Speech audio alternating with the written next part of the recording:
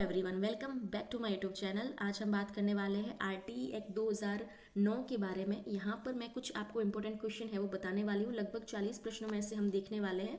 इसमें से ही क्वेश्चन आपके रिपीट होने वाले हैं, तो 2 क्वेश्चन आप मान के चलिए कि इसी में से आने वाले हैं। ठीक है, अब आप देखिए कैसे क्वेश्चन यहाँ से बनता है। जहाँ आप छोड़ते हैं वहीं से क्वेश्चन ये उठाता है।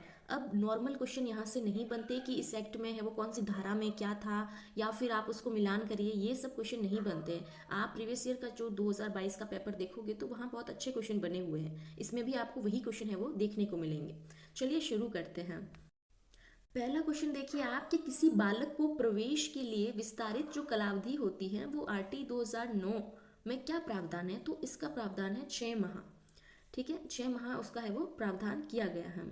भारत के संविधान के किस अनुच्छेद में 6 से 14 वर्ष के बच्चों के लिए निःशुल्क अनिवार्य शिक्षा का प्रावधान है? बहुत इजी क्वेश्चन है, 21A में है वो इसका प्रावधान किया गया है। देखिए थर्ड क्वेश्चन की शिक्षा का अधिकार अधिनियम आरटीई का राजस्थान में नाम क्या है?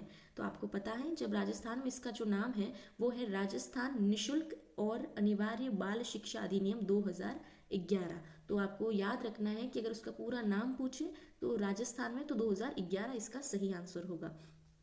नेक्स्ट क्वेश्चन देखते हैं।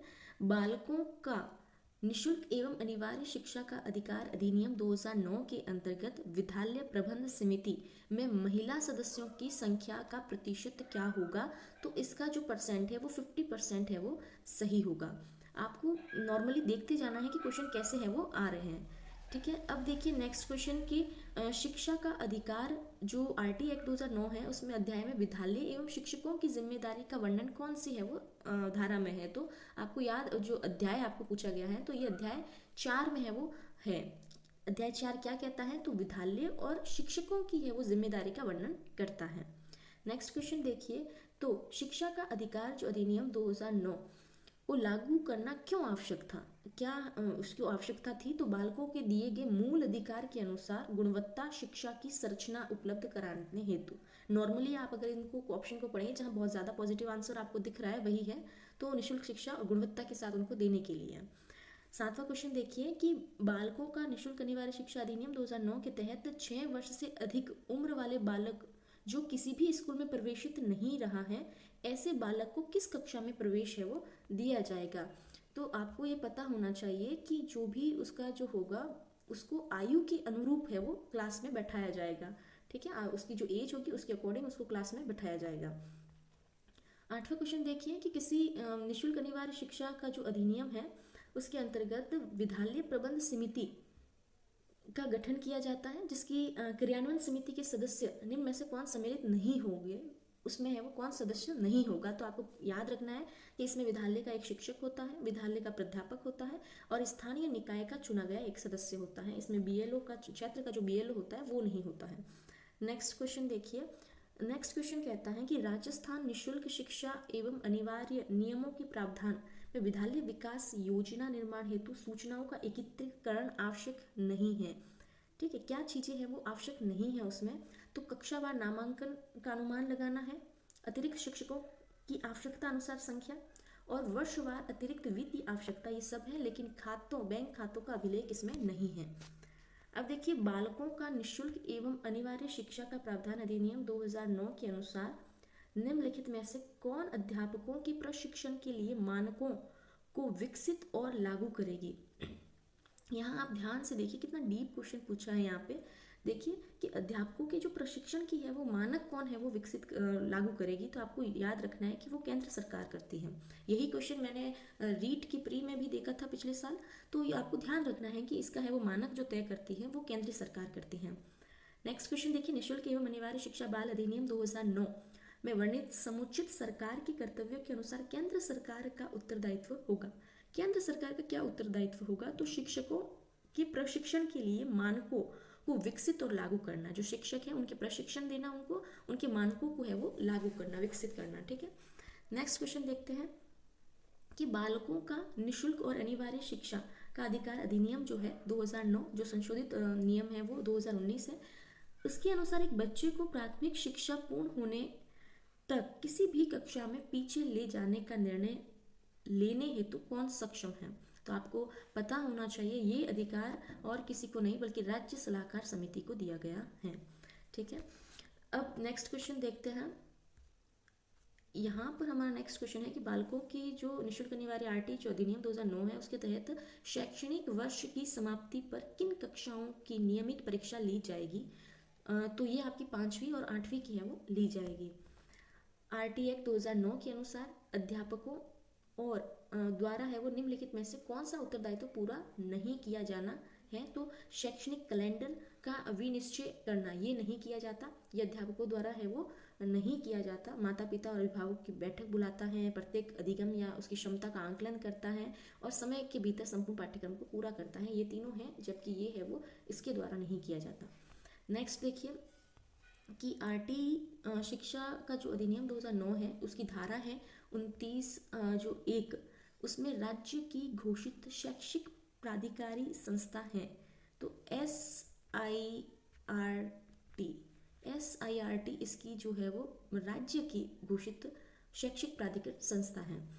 ठीक है, अब हम नेक्स्ट क्वेश्चन देखेंगे। बालकों का निःशुल्क एवं अनिवार्य शिक्षा का अधिनियम 2009 के तहत प्रथम कक्षा में 5वीं कक्षा यानी प्रथम कक्षा से 5वीं कक्षा के बीच अगर जो छात्र हैं बच्चे हैं वो 60 हैं तो अध्यापकों की संख्या क्या होगी। तो आपकी 2 होगी। आपको पता है कि 30 बच्चे जब होते हैं तब एक है वो टीचर होता है, तो 60 हैं तो 2 हो गए। अब देखिए नेक्स्ट क्वेश्चन कि प्रारंभिक शिक्षा में कक्षा 1 से कक्षा 8 तक शिक्षा सम्मिलित है। आपको पूछे कि प्रारंभिक शिक्षा जो है वो निःशुल्क दी गई है, तो प्रारंभिक शिक्षा में कौन सी कक्षाएं आती हैं। तो 1 से है वो 8 तक कक्षा है वो गिनी जाती हैं।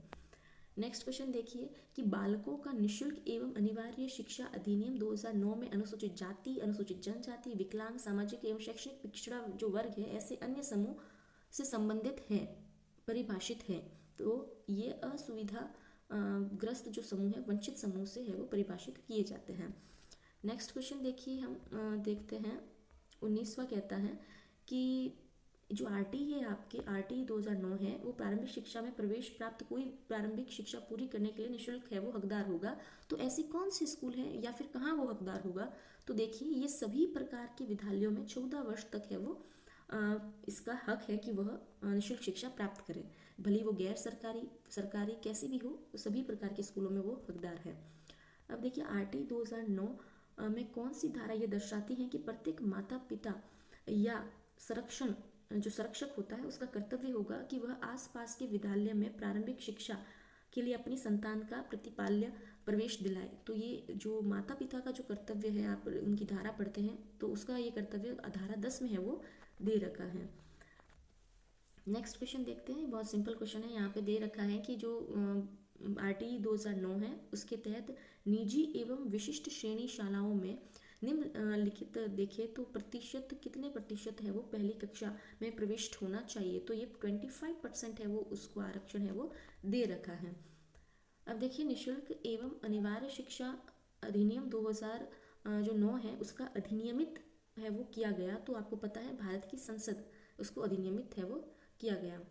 नेक्स्ट क्वेश्चन देखिए कि राज्य में निःशुल्क एवं अनिवार्य शिक्षा अधिनियम को लागू करने की दृष्टि से जिन नियमों का प्रथम निर्माण किया गया वह उसका जो शीर्षक रखा गया तो उसका नाम आपसे पूछा गया है।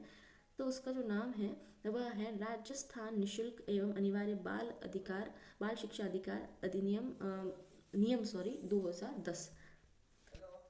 नेक्स्ट क्वेश्चन देखिए कि निम्नलिखित में से कौन सा राजस्थान राज्य के संदर्भ में आरटी एक्ट का सही जो नाम है वो दे रखा है।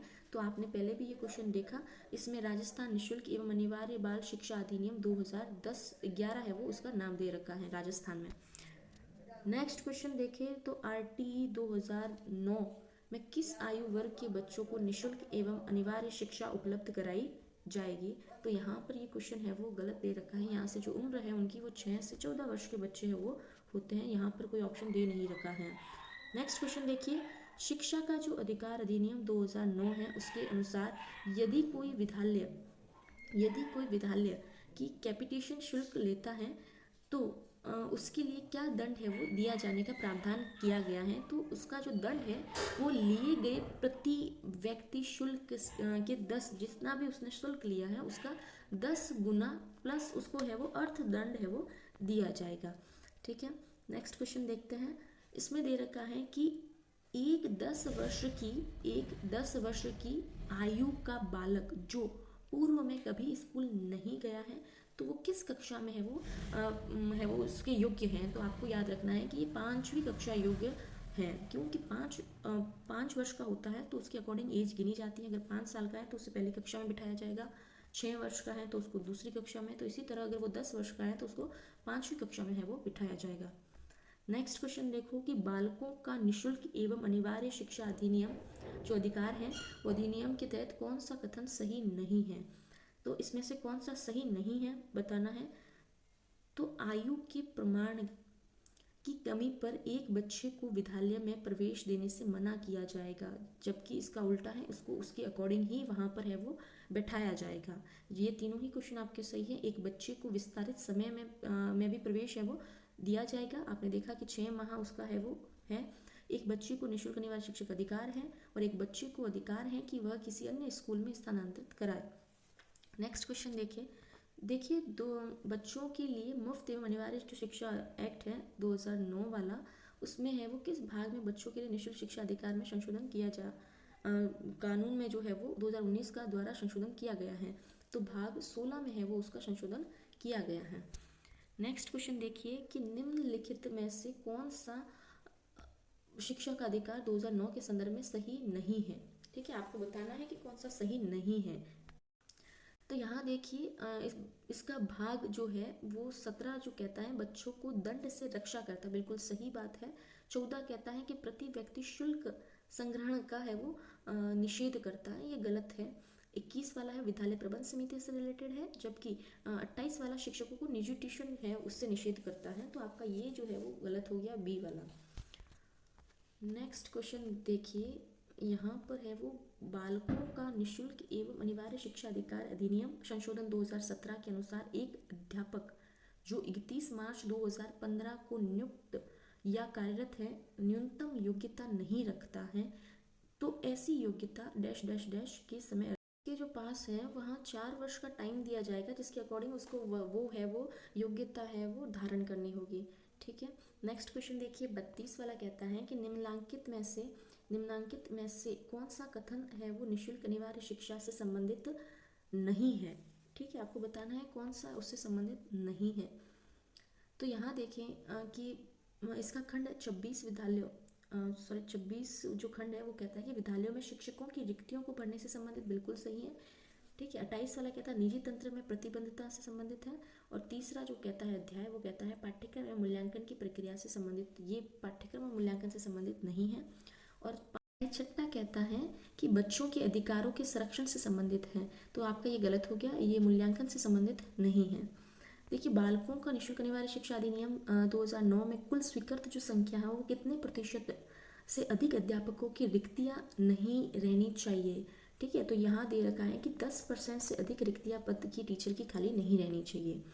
फिर देखो शिक्षा का जो अधिनियम है 2009, उसमें अध्यापकों के लिए न्यूनतम कार्य घंटे प्रति सप्ताह कितने हैं, तो आपको पता है कि प्रति सप्ताह 45 है वो कार्य घंटे हैं वो निश्चित करे गए हैं। नेक्स्ट क्वेश्चन देखो 35वां कहता है कि बालकों का निःशुल्क एवं अनिवार्य शिक्षा का अधिकार अधिनियम 2009 के तहत 6ठी कक्षा से 8वीं कक्षा के लिए एक शैक्षणिक वर्ष एवं न्यूनतम शिक्षण घंटे कितने हैं। तो आपको पता है कि एक पूरे ही सप्ताह की बात कर रहा है ये, 6ठी कक्षा से 8वीं कक्षा के लिए शैक्षणिक वर्ष में, सॉरी सप्ताह की नहीं वर्ष की बात कर रहा है, तो यहाँ पर 1000 है वो घंटे हैं वो होने चाहिए। नेक्स्ट क्वेश्चन देखिए कि शिक्षा का अधिकार अधिनियम 2009 के मान और मानकों के अनुसार प्राथमिक कक्षा जो 1 से 5 है वहाँ 200 छात्रों के लिए शिक्षकों की संख्या कितनी होगी, तो 6 है वो संख्या होगी। 200 छात्रों के लिए है वो 6 टीचर की संख्या होगी। वहाँ पर एक जो टीचर होते हैं, सॉरी 5 टीचर प्लस एक है वो प्राध्यापक या एचएम बोल सकते हैं आप, वो होता है। ये वीडियो आपको पसंद आई होगी, यहाँ पर आप देख सकते हैं, ये पीडीएफ मैं आपको वहाँ टेलीग्राम में भी शेयर कर दूँगी।